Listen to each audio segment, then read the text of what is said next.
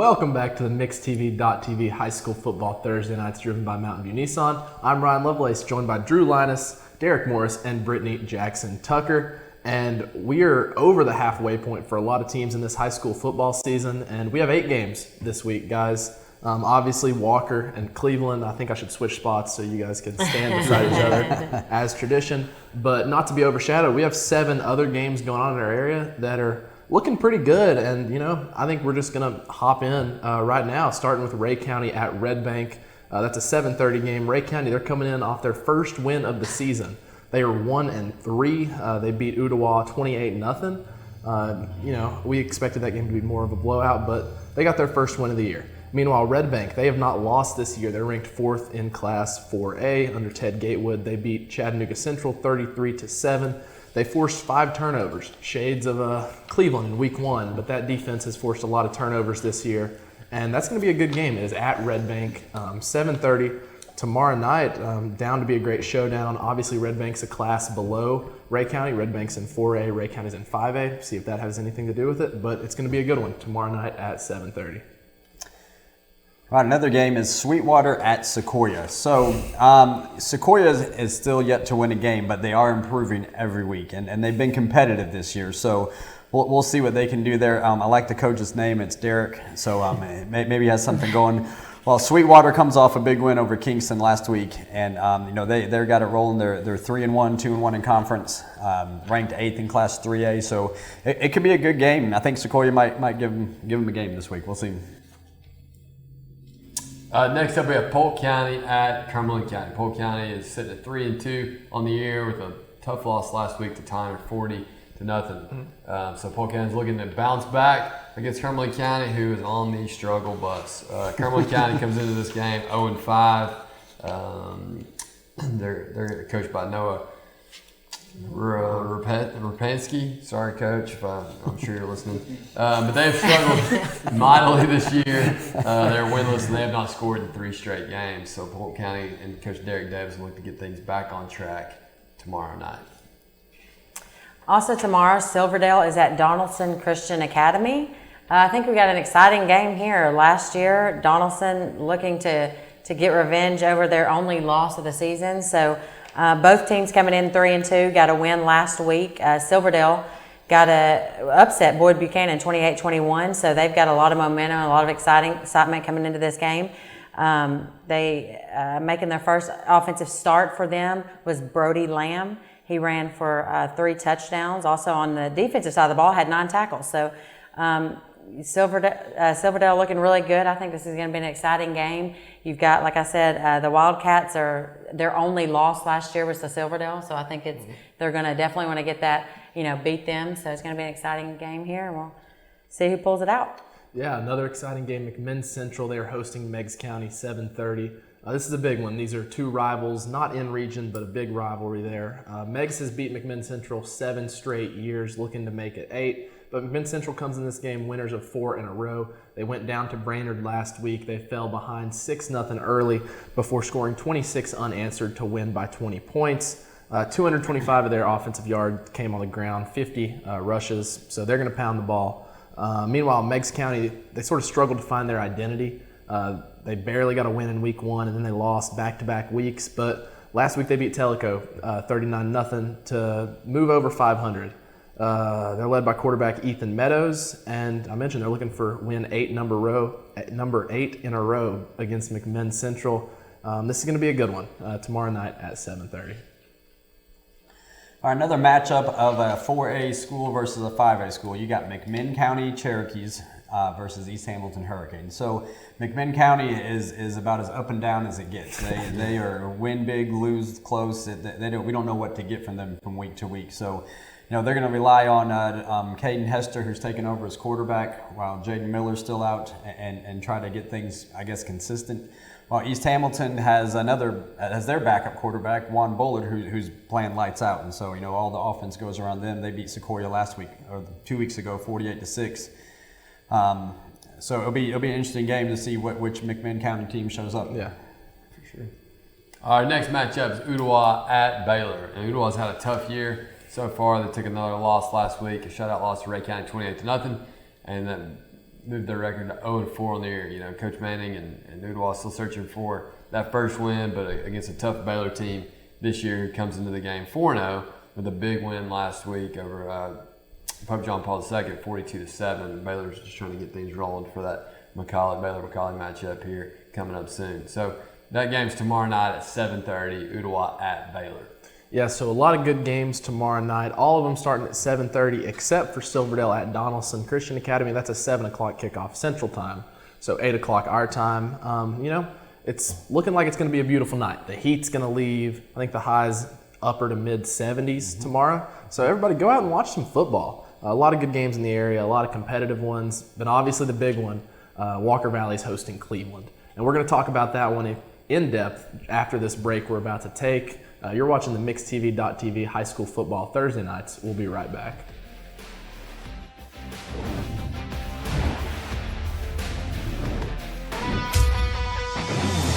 We're here at Mountain View Nissan of Cleveland. We are here with great service. We're here. We're here. We're here. We're here with great deals. We're here for you. So come get huge Nissan savings when you shop Mountain View Nissan of Cleveland and Cleveland-Nissan today, home of the exclusive lifetime warranty. L&B Appliance is your one-stop appliance shop and HVAC dealer. Locally owned and operated, serving this area for over 30 years. They offer sales and service. L&B Appliance, located on Durkee Road at Highway 64 in Cleveland, 423-339-3231. L&B Appliance, large enough to meet all your home appliance needs, small enough to appreciate your business. So Lynn, tell me about your experience at Chattanooga Auto Square. We have been thrilled with the service, and we wouldn't dream of shopping anywhere else. They take the time to show you everything and work with you. The salespeople there were excellent. It's been good working with him and also with the people in service. Make sure he lives here. And that is correct. Chattanooga Auto Square. Luxury lives here. Hands. You might think they're just for waving, but they can be used for all kinds of things, like making made-from-scratch biscuits at Hardee's. Bite into the new 2 for $5 breakfast deal only at Hardee's. This is Thomas Williams with Mountain View Nissan of Cleveland. Stop by today and take advantage of Bradley County's largest pre-owned inventory, or visit cleveland-nissan.com, home of the lifetime warranty. Remember Me Senior Care is Cleveland's first assisted living and memory care neighborhood. They specialize in assisted living for those who are still active, with a community of indoor and outdoor activities. They also provide memory care living for those who are facing life with dementia. Learn more online at remembermesc.com or call their office and set up an in-person visit at 423-473-3140. Remember Me Senior Care, a culture of care your loved one deserves.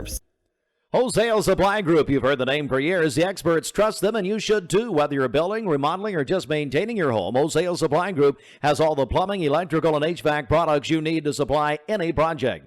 With great brands like Delta, Kohler, Rinnai, Mansfield, Progress Lighting, Square D, GE, and Milwaukee, Wholesale Supply has everything you need. Check out the locations in Cleveland, Chattanooga, Athens, Dayton, Madisonville, Dalton, and Chatsworth. Online, wholesalesupply.us. And remember, Wholesale Supply is open to the public.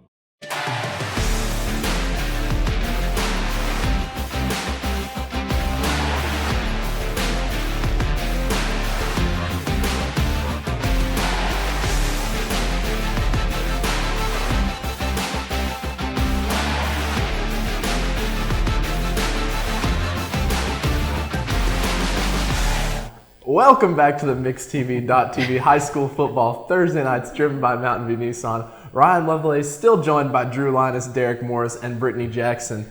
Tucker, that's the right one. I have to think about it every time. You got it right. It's new. All right, I haven't missed it in a while. No. I got Drew and Derek. I mess up every week. And then, all right, anyways, moving on. The big game this week up in Charleston, even though it's Cleveland city limits. Cleveland at Walker. It's not Cleveland city limits. I don't know what I'm saying. Bradley County, there we go. Cleveland at Walker Valley. Walker Valley coming in off a loss versus Smith County, and I kind of want to start there. Drew, see, I almost said Derek. Drew, what happened up there? I mean, last year this game went to 3 overtimes, and then this year, I mean, it looked like it was pretty close down to the wire. Yeah, it was back and forth game. Their size kind of got to us a little bit. They had some big kids. We struggled at times to stop them, but we scored some points, which was good. I mean, after 2 weeks ago, we only had 3 points, and so. It was good to kind of get in the end zone a bunch, early, and then we had chances late with still some time left on the clock to try to battle back, and we scored late with probably like a minute and a half left to make it a 5-point game, and it was one of those things. We've kind of been up and down, and our coaches have obviously been frustrated, but it's like maybe this is the week that we get things turned around, we get things back on track for the back half of the season, and against a crosstown rival, and one of those things that we've got to get figured out on both sides of the ball. Offensively, you got to score, and defensively, we got to stop them. So it's as simple as that. Yeah. So.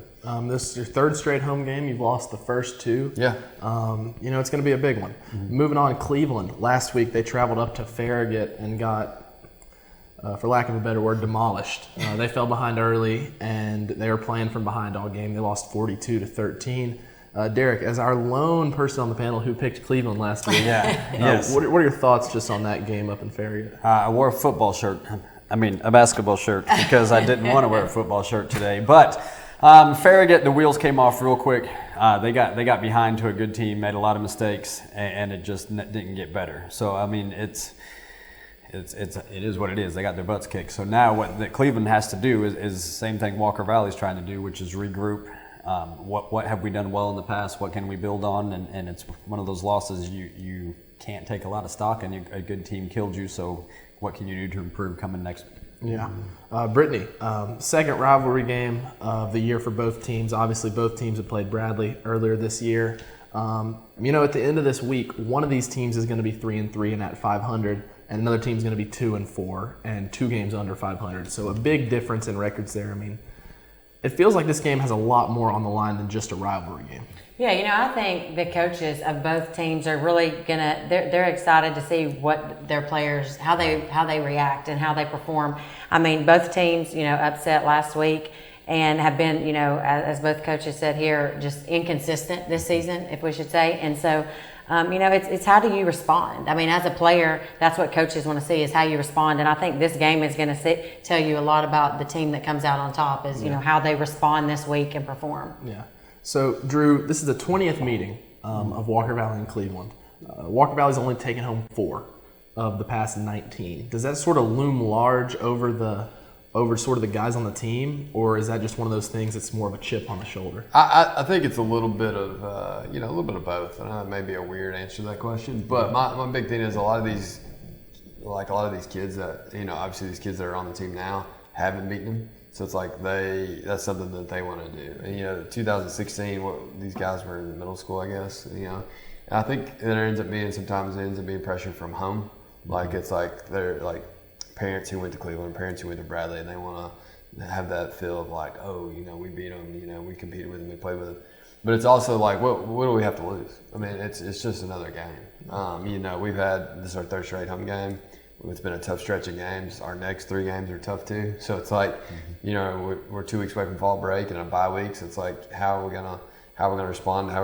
But it's like, we want to beat them just like Cleveland wants to beat us. Yeah. And it's one of those things, kind of bragging rights, the guys that they're friends with or they go to church with, hang out with, whatever. I'm sure we got some of our football guys that date Cleveland girls, but they may break up with them if they lose or something. I don't know, but it's just one of those things that like we want to get that signature win over them at some point. Why not now? So. Yeah, and I mean I feel like a win over Cleveland would sort of springboard Walker Valley's season because I mean last year it felt like sort of the same narrative going in this game. 2 teams around 500 looking for that statement win and. Everybody thought Walker Valley had a pretty good chance, and Cleveland came out and shut Walker Valley down. Yeah. So going into this week, I mean, the difference between last year and this year is Cleveland's coming off a loss at Farragut versus a win at Farragut. So a little different taste in your mouth going into this game. Derek, what are your keys just for Cleveland to get their offense going? Because, I mean, I feel like outside of the East Ridge game, the offense has been more or less stagnant for the Raiders. Yeah, that's a very fair statement. They still are, I think, yet to really find the identity. I mean, Lambert threw for 139 last week, but they're also down the entire game. So is that really what they're trying to do? So their defense has usually played well. So the key, I think, is to establish a run game. I mean, this is like football 101, but it's establish a run game so that they can get play action. So Lambert can have maybe a little more time, slow that rush down, so he has time to throw and hit the athletes in space. I think that's ultimately what you're trying to do. It's just a matter of making that work. It's easy to say get a run game going, but you then have to create holes for running backs to get a run game going. So, and then the opposite, I think, is true for Cleveland, because they have dominated this. They can't go in saying, "Oh, we always kill them." They have to know this is a game, and they got to be ready to play. For sure. Brittany, any last words about just this big game we have going on tomorrow night? No, I think it's exciting. I mean, I think Bradley not playing. It's going to be a lot of people in the stands. So it's just I think everybody, not only just the coaches, as I mentioned, but everybody, the fans are just wanting to see who responds and who comes out with a win, because it's up in there. Yeah. And I think it gets lost in rivalry week is just how good the game is for the community when it comes to, it's crazy to say, but sort of bringing people together. And especially with Bradley being off, I mean, this is the thing to do. Tomorrow night, it is at 7:30. You can listen to it on Mix 104.1 for the Cleveland broadcast, 99.1 for the Walker Valley broadcast, or you can watch it right here on mixtv.tv with Steve Hartline, Shelton, and Rogers up in the booth, and me getting bullied on the sidelines. But it's bullying. It is brutal. Yeah. But it's bound to be a fun game, and we have a lot of fun games in the area. We've talked about 8 so far, including this one. And when we come back from the break, we're probably going to do something that's not good for the community and pick these games. But as for us, we're going to take a quick break, and when we come back, we're going to update our standings from last week and the year in total, and then we're going to pick all these games.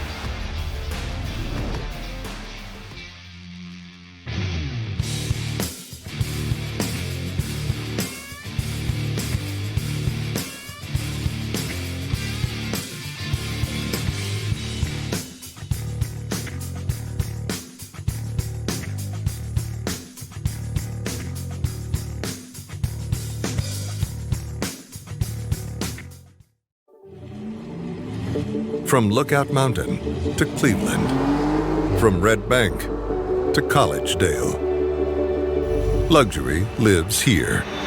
Chattanooga Auto Square is your home for premium luxury automobiles. And we have the largest selection in all of Chattanooga of pre-owned vehicles from every major brand. Chattanooga Auto Square, Jaguar, Land Rover, Porsche, Infiniti. Luxury lives here. The ability to try a criminal case in front of a jury is one of the most important skills a lawyer can have. Make sure you hire a lawyer that can do it. The law offices of Stephen Hatchett are here for your criminal needs in Athens, Cleveland, and surrounding areas. Contact their offices at 423-290-7698 or message them at facebook.com/Hatchett Law. L&B Appliance is your one-stop appliance shop and HVAC dealer. Locally owned and operated, serving this area for over 30 years. They offer sales and service. L&B Appliance, located on Durkee Road at Highway 64 in Cleveland, 423-339-3231. L&B Appliance, large enough to meet all your home appliance needs, small enough to appreciate your business. Anna, can you count to 5 without saying 1 or 3? Sure, 2, 4, 5. That's right. Our big story is the 2 for $5 breakfast deal at Hardee's. You got me. I know, I did. Bite into our made-from-scratch biscuits today. This is Thomas Williams with Mountain View Nissan of Cleveland. Stop by today and take advantage of Bradley County's largest pre-owned inventory, or visit cleveland-nissan.com, home of the lifetime warranty.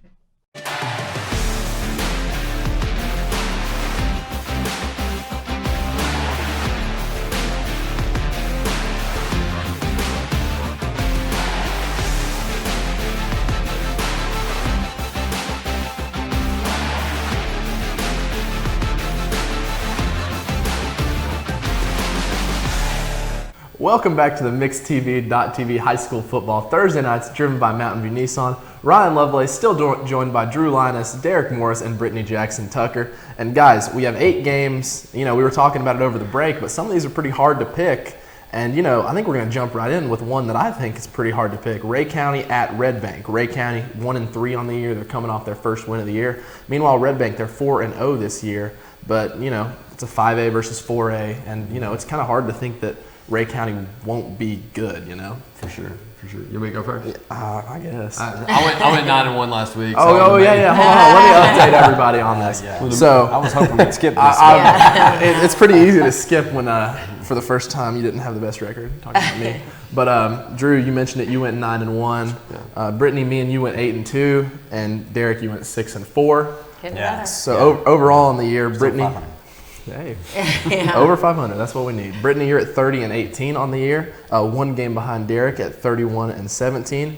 Derek, you're 4 games behind Drew at 35-13, and you're 2 games behind me at 37-11. So the races are getting tight. You know, we got 8 games this week. So let's redo this. Starting over, Ray County at Red Bank, 7:30 tomorrow night. That's a big one. I think it could be competitive, but, you know, high school football, you never know. Drew, what are you thinking? Yeah, I agree with you. I think it could be a competitive game. I like that it's at Red Bank. I think Red Bank's clicking and doing some really great things. They're scoring some points. They're doing some great things defensively. And I think Red Bank wins this one by 2-3 touchdowns. Yeah, I think Ted Gatewood has Red Bank rolling. I mean, you got a running back who's already got an offer from Vanderbilt. Ray County has struggled, and so I know Ray County is normally good, but they just don't look great this year. I'm going Red Bank. I go with Red Bank too. I think it being at Red Bank, they have a lot of momentum, undefeated, haven't lost. It's going to be hard to beat them at home. Yeah, you know, I like Ray County in this one, but the fact that they hosted Ottawa last week, and no offense to Ottawa, but they only scored 28 points. I feel like the offense is just lacking for some reason for Ray County. They lost a lot on the offensive line, and I think that's killed them. And Red Bank's defense looks legit, and I think Red Bank gets a big win at home to move to 5-0 on the year. Next, Sweetwater at Sequoia. Sweetwater coming in off a big win over Kingston. They're 3-1, 2-0 in the region. And then we celebrated Sequoia Day yesterday, as I call it. 4 years ago yesterday, Sequoia won their last football game. They are 0 and somewhere in the 30s or 40s since that moment. They're 0-5 this year. They're coming off a loss at Saudi Daisy, but they are at home. You know, if there's any consolation prize, Drew, is that enough to pick Sequoia? I do not think so. And as much as I like Derek Vestal, I know he's not happy with being 0-5. And another tough game this week against Sweetwater, who's won some games that maybe we didn't think they were going to win. They're clicking, doing some great things, but Sweetwater wins this one big. Yeah, the winning thing for Sequoia is they get a home game and they'll get the gate, but Sweetwater beats them handily. Yeah, I think this one is kind of a no-brainer, but Sequoia too. I mean, when you're 0-5, you know any type of player that's competitive wants to finally get a win. Still got to go with Sweetwater. Yeah, trick there. Knock them back. That's old Derek mentality there. Sweetwater ranked 8th in Class 3A. I don't know if you had that on your preseason bingo card, but you definitely had a win over Sequoia on the bingo card, so I'm going with Sweetwater. Polk County at Cumberland County. This is an interesting game. We don't know much about Cumberland County, but what we do know is they are 0-5. Polk County, they come in back-to-back losses, one against McMinn Central and another one against Tyner. They're going to Cumberland County, looking to right the ship and move to 4-2 on the year. Meanwhile, Cumberland County looking to get their first win of the year. Yeah, this one could get ugly in a hurry, and you know, I guess those Jets are just going to run out a little bit of fuel before the kickoff. Polk County gets the big win on the road, and Derek Davis comes home happy over Cumberland. Yeah, I think Polk County wins big. This right here, someone typed up so good, it says Cumberland County has struggled mightily this year. So the mightily has gotten me that Polk County wins big. I wonder who typed that. I don't know. You know, even though Cumberland County was one of the hardest places I went to play in high school, I hated going over there. Their fans, I remember the Water Girl, all kinds of stuff. They have a good atmosphere. Really good girls basketball. Yeah. Oh yeah. But you know, it is tough to play over there. But I'm going with Polk County. Pretty easy here. Yeah, I think Polk County wins this one as well. Cumberland County beat Polk last year, but they're 0-5 this year. So give me the Wildcats. Moving on, this is a fun one. Silverdale Baptist Academy versus Donaldson Christian Academy. Silverdale, they were Donaldson Christian's only loss last year. They went 12-1 and won the state championship. Meanwhile, Silverdale, they have looked up and down this year, but they're coming off a huge upset win against Boyd Buchanan. Meanwhile, Donaldson's coming in with back-to-back wins. They are 3-2 on the year. Both teams are 3-2, and this game's at Donaldson Christian Academy. It looks like it's going to be a good one. So, Drew, what are you thinking? Yeah, I think Silverdale's running high right now with the big win over Boyd last week in a back-and-forth game, and I think that they get another win this week over DCA. Yep. So in 5 weeks, I've picked Silverdale wrong every single time. So just to make the fans happy, I'm going to pick Donaldson. You know, this is a tough one. I think it's going to be an exciting game. I think, like I said, Silverdale's got a lot of momentum, playing well. The Wildcats, though, I think it being at Donaldson Christian Academy, only lost last year. I think their coaches have got them pumped up. They're really wanting to get this win. I'm gonna go with Coach and say the Wildcats get a win. See, this puts me in a tough spot. You want to be the only one. I think Donaldson Christian Academy wins this game. But because you picked them, it's kind of I don't know if the Derek curse is going to stand or not. Right. But you know, I'm going to be like a college game day picker and get a little bias here. Paul Wade played football in college with my dad. I picked Donaldson Christian Academy last year to beat Silverdale, and that was their Donaldson Christian Academy's only loss. I don't think they lose this year. Give me DCA. All right. Moving on, another big one. You know, we're big McMinn Central fans. They're hosting Meigs County. Meigs County has beat them 7 straight years. Meigs is ranked 13th in Class 2A. McMinn Central, they're riding a 4-game win streak. Meigs County, it kind of looks like they've found their identity. They're 3-2 on the year. Meanwhile, McMinn Central is 4-1. This is a big game up in Etowah. Drew, what are you looking at? I'm sure the atmosphere will be awesome, and you know, McMinn Central's finally got some things clicking. And you know, when I coached back in the day, we always, you know, would always get so happy when we would beat Ray County because Jason Fitzgerald was there. And he didn't handle it well, and so I'm sure he's not handled these losses that they've had. They had the big win last week, but I don't think he's going to be too happy on Friday night after Matt Moody rolls in there and they get the win for McMinn Central. Man, this is a tough one. I have not been on the McMinn Central bandwagon yet, but I've been wrong a lot. So I'm going to stick with my losing ways. I'm going to pick Meigs to be number 8. I wanted to hear what they had to say because this is a tough one. But you know what? I have been on the McMinn Central bandwagon. I'm a Matt Moody fan, and so I say that McMinn Central wins. Yeah. You know, I kind of feel like I've been driving the bandwagon. So give me McMinn Central just because I feel like it. Moving on to the other side of the county. McMinn County, they are hosting East Hamilton. This is an interesting game. 2 teams without their starting quarterbacks they expected to have at the beginning of the year. McMinn County's 3-2. East Hamilton is 3-1. You know, we've talked about McMinn County, kind of a Jekyll and Hyde team. You don't know what you're going to get. East Hamilton, they are coming off a bye week, so you kind of don't know what you're going to get. They have a backup quarterback, but just so happens to be their star running back taking snaps now. So, Drew, which team you think is going to, you know, get the good version of themselves? Yeah, this one should be a fun one, but I think that East Hamilton wins this one big. Yeah, McMinn's being so up and down. They won big last week, 36-0, so they should be down. So East Hamilton wins. It's at East Hamilton, correct? It's at McMinn. It's at McMinn. Okay. I'm still going to go East Hamilton. I think the Hurricanes win this one. You know, I think McMinn gets rolling. I think they're rolling right now, and I think they beat East Hamilton coming off a bye week. I think they jump on them early, and you know, big first quarter for McMinn, and then you know it's even football the way out. But McMinn takes the win.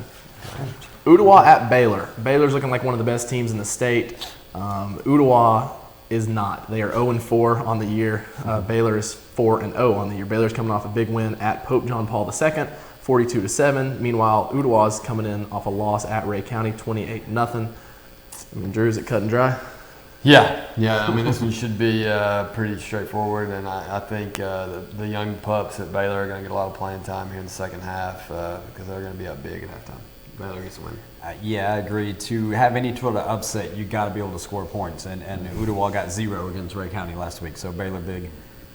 Definitely, I agree. I mean, especially Baylor, as Drew mentioned, they're getting rolling. They've got confidence. They're ready for that McCallie game. They're playing well. Easy win. Yeah, I think Baylor wins, and it's nowhere close to close. Moving on, the big one, Cleveland at Walker Valley. We got triple coverage here. Walker Valley broadcast on 99.1, Cleveland broadcast on Mix 104.1, and you can watch it right here on Mix TV. Both teams are 2-3 on the year. Walker Valley's coming in off back-to-back home losses to Knox Carter and Smith County. Meanwhile, Cleveland's coming in off a loss at Farragut. So one of these teams is looking to right the ship and get back to 500. It's up at the stable or the corral. What do they call it? The MAC. The MAC. Is that right? Yeah. There it is. Third time's a charm.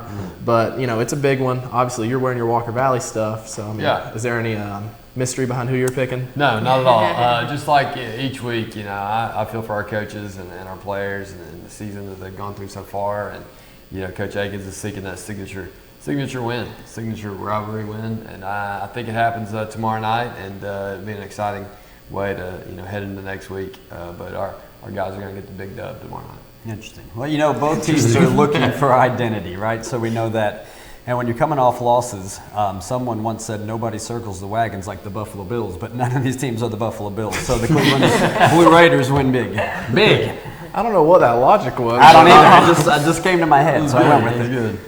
You know, I think it's going to be an exciting game. I think it's going to be close. I'm going to go with the Blue Raiders simply because my household will be happier.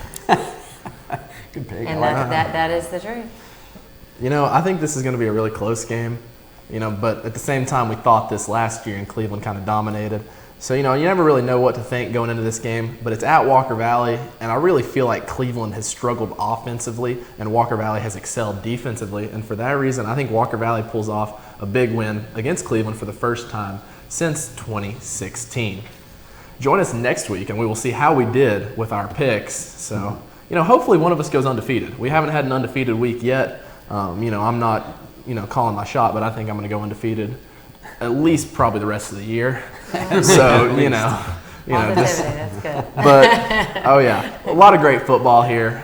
Mix 104.1, we're your Southeast Tennessee football headquarters. You can track all the scores on our Friday night scoreboard, and then you can listen to us talk about it on the Friday Night Blitz presented by Hardee's. But you've been watching the MixTV.tv High School Football Thursday nights driven by Mountain View Nissan. From all of us here at the station, I'm Ryan Lovelace, Drew Linus, Derek Morris, Brittany Jackson Tucker, Gideon Ratcliffe, and Austin Chadwick. Have a great night, everybody, and we will see you next week.